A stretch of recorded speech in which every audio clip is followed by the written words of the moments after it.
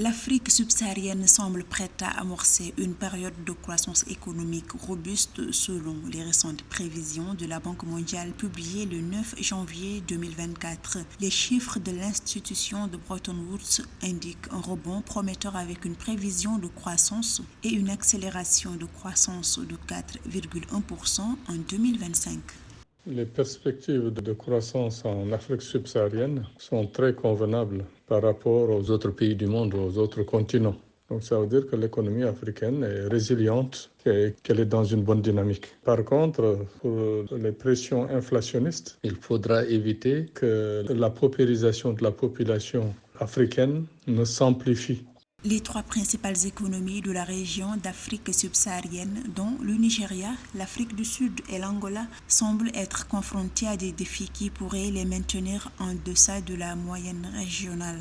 Quant aux pays les moins pourvus en ressources naturelles, ils devraient maintenir un taux de croissance supérieur à la moyenne régionale avec 5,4% en 2024 et 5,7% en 2025.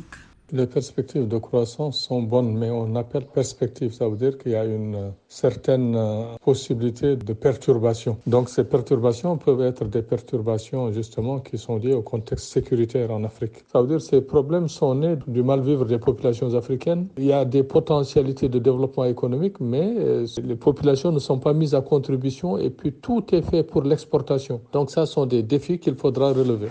Alimentés par divers facteurs, notamment la baisse des pressions inflationnistes et l'assouplissement des conditions financières, les perspectives de croissance économique de la région subsaharienne d'Afrique offrent un regain d'espoir pour cette région qui a été confrontée à divers défis économiques. Toutefois, des risques tels que l'aggravation de l'instabilité politique, les perturbations du commerce mondial, les phénomènes météorologiques défavorables ou encore le ralentissement économique mondial planent sur les perspectives de croissance des pays d'Afrique subsaharienne en 2024 et 2025.